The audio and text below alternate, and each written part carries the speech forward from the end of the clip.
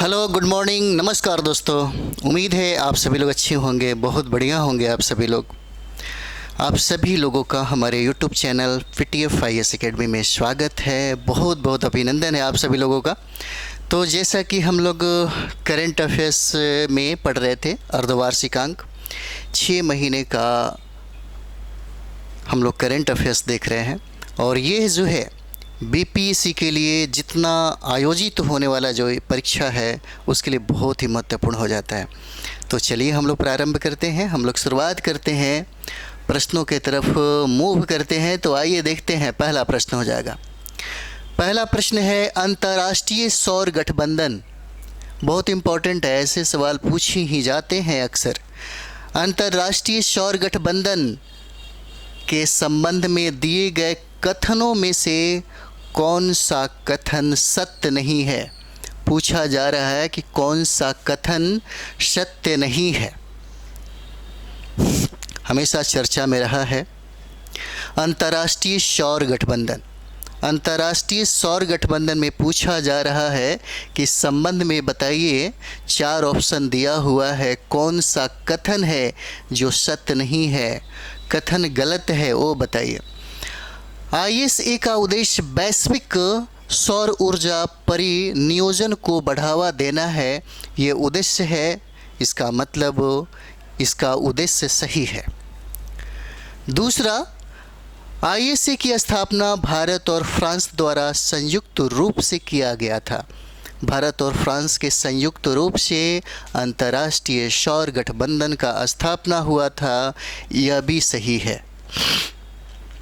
यहाँ पे कहा जा रहा है कि पराग्वे अंतर्राष्ट्रीय सौर गठबंधन का 99वां पूर्ण सदस्य बन गया है। तो 99वां पूर्ण सदस्य नहीं बना है, पराग्वे जो है, पराग्वे 100वां पूर्ण सदस्यता हासिल किया है। इसका मतलब ये है कि ये जो पॉइंट है, पराग्वे अंतर्राष्ट्रीय सौर गठबंधन का 99वां नहीं बल्कि 100वां सदस्य हो गया है, और ये गलत हो जाता है।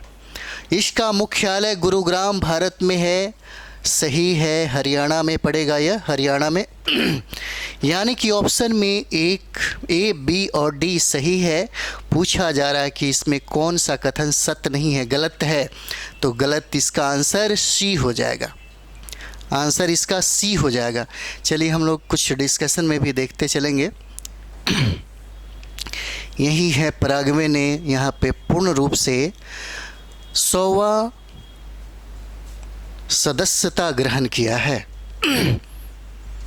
तो यहाँ पे हम लोग देखते हैं, पराग्वे अंतर्राष्ट्रीय सौर गठबंधन का, पराग्वे अंतर्राष्ट्रीय सौर गठबंधन का पूछा जा सकता है। बहुत ही इम्पोर्टेंट है यह। पराग्वे अंतर्राष्ट्रीय सौर गठबंधन का ISA का 100वां पूर्णकालिक सदस्य बन गया है। आंसर इसका C है। चलिए अगला प्रश्न हम लोग देखते हैं। अगला प्रश्न हो जाएगा, फ्रीडम एज। यहाँ पे पूछा जा रहा है फ्रीडम एज, जो हाल ही में खबरों में था।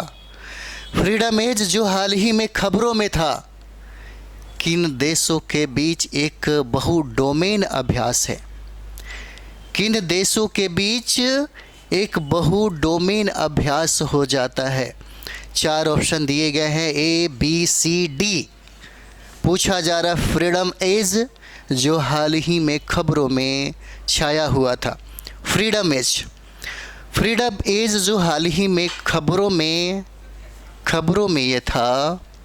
पूछा जा सकता है किन देशों के बीच एक बहु डोमेन अभ्यास है? 1 मिनट।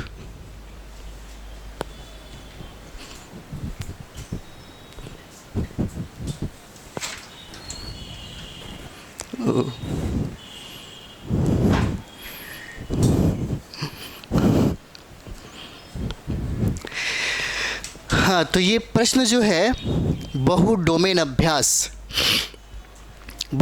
अभ्यास की बात किया जाए तो इसका आंसर B हो जाएगा। B में हम लोग देखेंगे, आंसर में हो जाएगा B। जैसे दक्षिण कोरिया, अमेरिका और जापान। दक्षिण कोरिया, अमेरिका और जापान का ये बहुउद्देशीय एक अभ्यास हो जाता है। इसका आंसर बी हो जाएगा। इसका आंसर बी हो जाएगा। फ्रीडम इज़ जो हाल ही में खबरों में रहा है, बहुत चर्चा में रहा है। यही प्रश्न पूछा जा रहा है आपसे, किन देशों के बीच एक बहु डोमेन अभ्यास हो जाता है। युद्ध अभ्यास हमेशा प्रश्न पूछा जाता है आपके बीपीएससी या किसी भी एग्ज़ाम में। यह प्रश्न जो है हमेशा पूछा जाता है। तो यही पूछता है कि किन देशों के बीच में यह डोमेन अभ्यास हुआ था।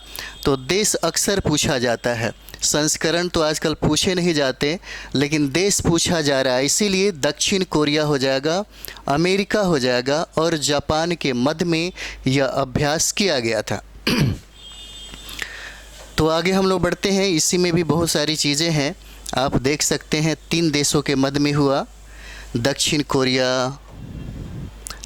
कोरिया, अमेरिका और जापान ने अपना पहला त्रिपक्षीय बहुक्षेत्रीय अभ्यास शुरू किया। क्योंकि यहाँ पे देखा जाए तो जितने भी युद्ध अभ्यास हैं भारत और अन्य देशों के साथ अक्सर पूछा गया है। जो चर्चा में ज़्यादा रहा है, जो हमेशा चर्चित रहा है, उसके बारे में हमेशा बीपीएससी एक बार पूछ ही लेता है। तो चलिए आगे बढ़ते हैं, अगला प्रश्न देखते हैं हम लोग। अगला प्रश्न हो जाएगा यहाँ पे, पुरुष T20 विश्व कप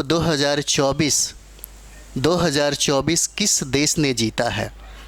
बहुत इंपॉर्टेंट है, पूछा जा सकता है आपसे।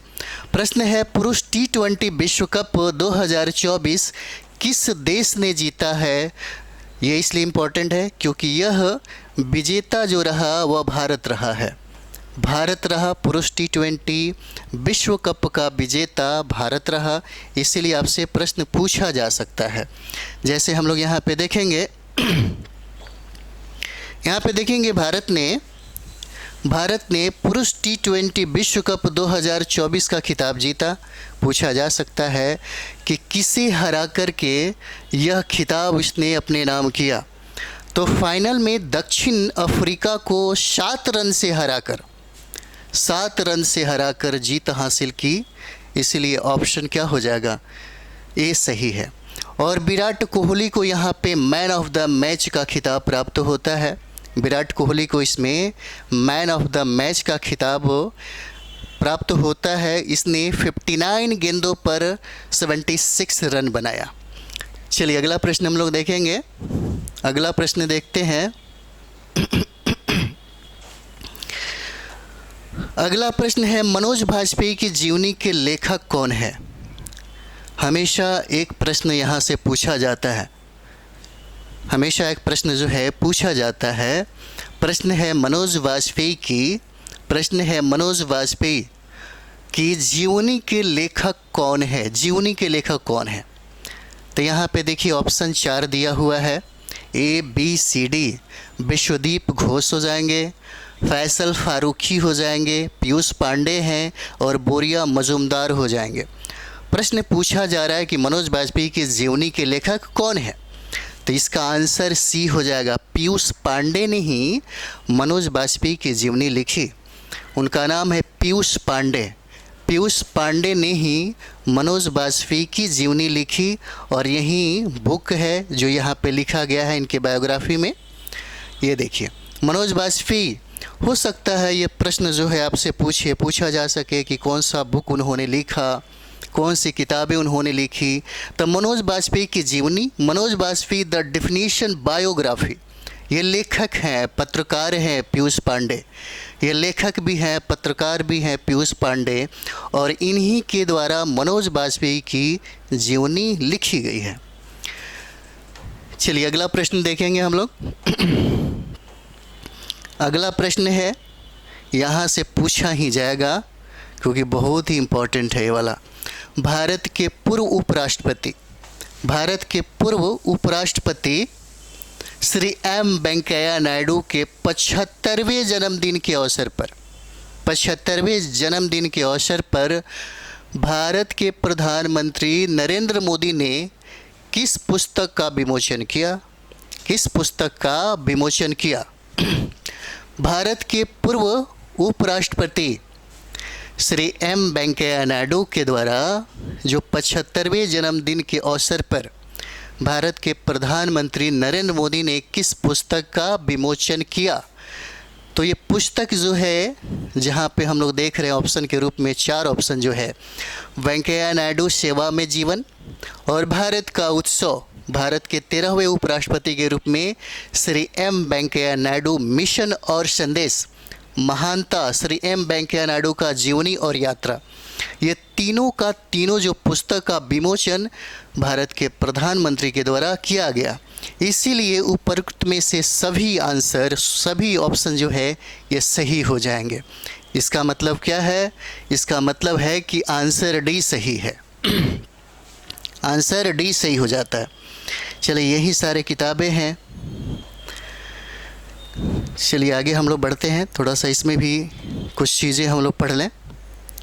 भारत के पूर्व उपराष्ट्रपति श्री एम वेंकैया नायडू जो 75वें जन्मदिन की पूर्व संध्या पर भारत के प्रधानमंत्री ने 3 पुस्तकों का विमोचन किया, जो अलग अलग राइटर ने इस पुस्तक को लिखा। जैसे यहाँ पे देखेंगे कि वेंकैया नायडू सेवा में जीवन, इसके जो राइटर हैं एस नागेश कुमार हो जाते हैं। एस नागेश कुमार, हो सकता है कभी कभी मिलान के लिए प्रश्न पूछा जा सकता है, और ये भी पूछा जा सकता है कि वेंकैया नायडू सेवा में जीवन का लेखक कौन था। दूसरा, डॉक्टर वाई.वी. सुब्बा राव द्वारा संकलित एक सचित्र पुस्तक भारत का जश्न और भारत का 13वां उपराष्ट्रपति के रूप में श्री एम वेंकैया नायडू का मिशन और संदेश, ये भी लिखा गया। उसके बाद यहाँ पे देखेंगे संजय किशोर के द्वारा जो पुस्तक लिखी गई थी वो तेलुगु भाषा में थी। तेलुगु भाषा में ये भी पूछा जा सकता है। ये जो जीवनी लिखा गया था वो पूर्व उपराष्ट्रपति को लेकर के, वह तेलुगु भाषा में लिखा गया संजय किशोर के द्वारा। और कहा जा रहा है इसमें कि यह जो शीर्षक है, महानेता श्री एम वेंकैया नायडू का जीवन और उनकी जीवन यात्रा, और इन तीनों पुस्तकों का विमोचन भारत के प्रधानमंत्री ने उनके जन्मदिन के पूर्व संध्या पर किया। उनके पूर्व संध्या पर किया। चलिए अगला प्रश्न देखते हैं हम लोग। चलिए यहाँ से स्टार्ट हो जाएगा हमारा। ये प्रश्न है 1 जुलाई 2024 को, इम्पॉर्टेंट है, बहुत इम्पॉर्टेंट है, पीटी कम मेन दोनों के लिए पूछा जा सकता है। 1 जुलाई 2024 को कौन सा नया आपराधिक कानून लागू हुआ? 1 जुलाई 2024 को कौन सा नया आपराधिक कानून जो है वह लागू हुआ? आंसर में हम लोग देखेंगे 4 ऑप्शन दिया गया है।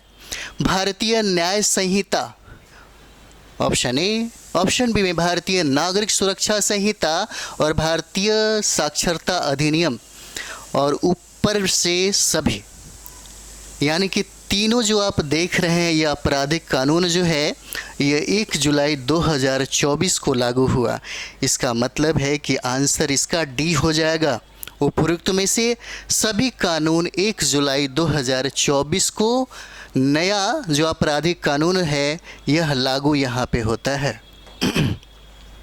जैसे 1 जुलाई 2024 को कोशिश आप लोग करिए कि यहीं पे एक बार ध्यान से पढ़िए, रिवीजन भी हो जाएगा, क्योंकि आप लोग बहुत पढ़े होंगे, प्रतियोगिता दर्पण का अध्ययन किए होंगे, क्रॉनिकल का अध्ययन किए होंगे। ये अच्छी किताबें, अच्छी सटीक मैगजीन मानी जाती है कमीशन की तैयारी करने वाले विद्यार्थियों के लिए। और जो विद्यार्थी सोचता है कि हमको अच्छा से करंट अफेयर्स का अध्ययन करना चाहिए, करंट अफेयर्स में पकड़ बनाना चाहिए, वो लोग यही किताबें पढ़ते हैं, बाकी इधर उधर की चीज़ें नहीं पढ़ पाते। और ये सिविल सर्विस तैयारी करने वाले विद्यार्थियों का पसंदीदा मैगजीन हो जाता है। तो चलिए 1 जुलाई 2024 से 3 नए आपराधिक कानून जो है वो लागू हुआ। एक है भारतीय न्याय संहिता जिनको बीएनएस बोलते हैं, दूसरा भारतीय नागरिक सुरक्षा संहिता और तीसरा भारतीय साक्ष्य अधिनियम। ये लागू हो गए 1 जुलाई 2024 से। हम 1 जुलाई बार बार इसलिए कह रहे हैं कि 1 जुलाई 2024 कभी कभी डेट भी पूछा जाता है। बीपीएससी डायरेक्ट कभी कभी डेट भी आपसे पूछ देता है। चलिए यहाँ पे हम लोग देखते हैं अगला प्रश्न है, पूछा जा सकता है the nomadic elephant 2024। The nomadic elephant 2024 के संबंध में निम्नलिखित कथनों पर विचार करें। निम्नलिखित कथनों पर विचार करें। पहला कहता है कि यह भारत और अफगानिस्तान के बीच संयुक्त सैन्य अभ्यास है। क्या कहता है? यह कहता है कि भारत और अफगानिस्तान के बीच संयुक्त सैन्य अभ्यास है, द नोमैडिक एलिफेंट 2024। फिर दूसरी जो कथन है, नोमैडिक एलिफेंट 2024 का आयोजन जो है मेघालय के उमरोई में किया गया। मेघालय के उमरोई में किया गया। अब यहाँ पे कहता है कि बताइए कौन सा कथन है जो सत्य हो जाएगा। यहाँ पे कहता है कौन सा कथन है क्या होगा जो सत्य होगा। तो यहाँ पे कथन क्या हो जाएगा? कथन बी ही सत्य है, केवल दो। नोमैडिक एलिफेंट 2024 का आयोजन मेघालय के उमरोई में किया गया। तो फिर ये वाला ऑप्शन गलत क्यों है? क्योंकि ये जो द नोमैडिक एलिफेंट 2024 जो हुआ, जो सैन्य अभ्यास जो हम लोग कहते हैं जो हुआ, यह भारत और मंगोलिया के मध्य में हुआ। और ये जो अफगानिस्तान दिया है ये गलत है। भारत और मंगोलिया के मध्य में होता है। भारत और मंगोलिया के मध्य में होता है सैन्य अभ्यास जो हम लोग देखते हैं भारत और मंगोलिया के मध्य में।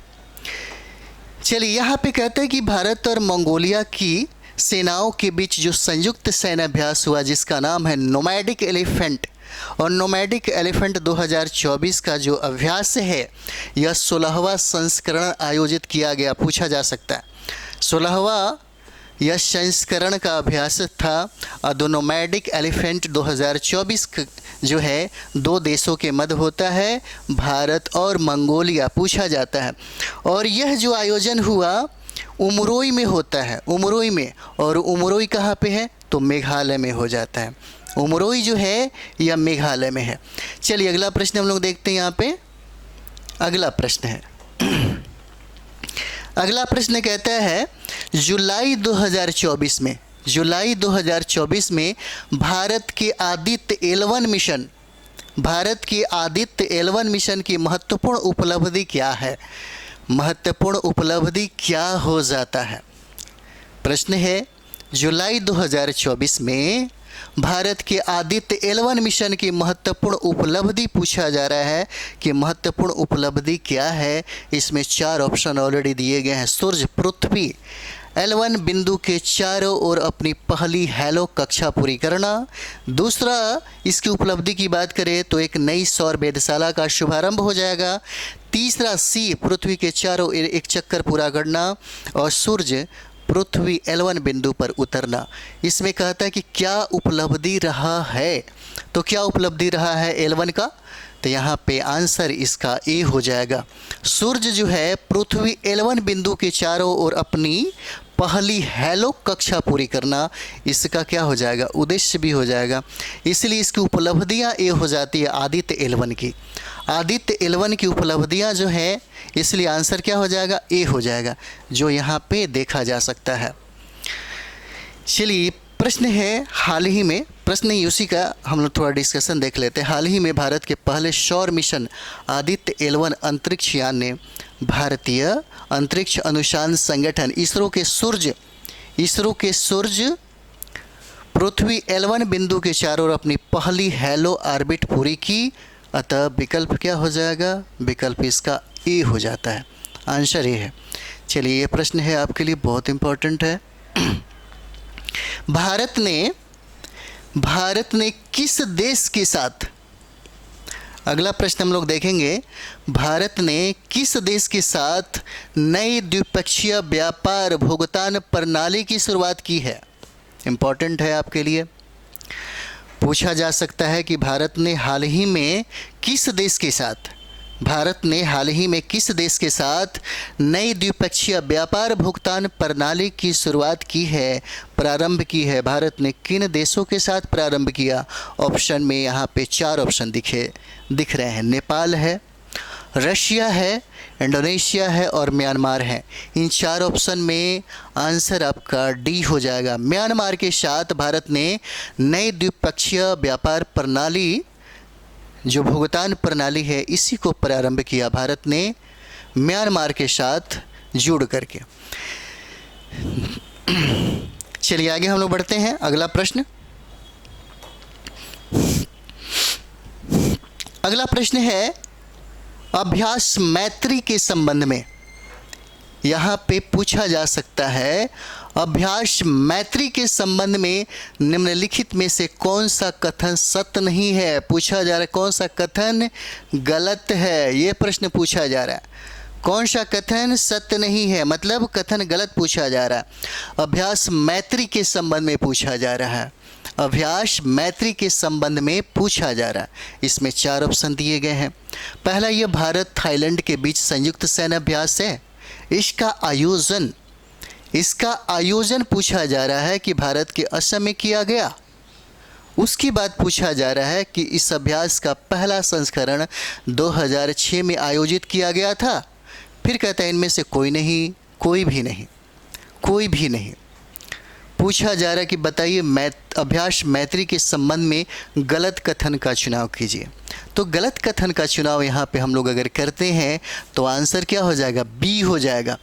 इसका आयोजन भारत के असम में नहीं किया गया था। इसका आयोजन जो है टांग प्रांत के टांग क्षेत्रों में किया गया, और ये टांग क्षेत्र थाईलैंड में है। अगर थाईलैंड होता तो सारे के सारे ऑप्शन क्या हो जाते, सही हो जाते। चलिए अगला हम लोग देखते हैं इसी में। यहाँ पे कहता है भारतीय सेना की टुकड़ी भारत और थाईलैंड संयुक्त सैन्य अभ्यास मैत्री के 13वें संस्करण के लिए रवाना हुआ, कहाँ, थाईलैंड में।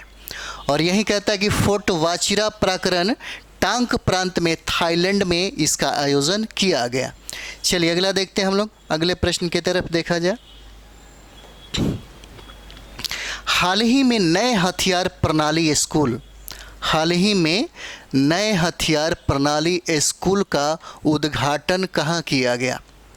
हाल ही में नए हथियार प्रणाली स्कूल का उद्घाटन पूछा जा रहा है कि इसका उद्घाटन कहाँ किया गया। ऑप्शन में चेन्नई है, ऑप्शन में पुणे है, ऑप्शन में हैदराबाद है और ऑप्शन में लखनऊ है।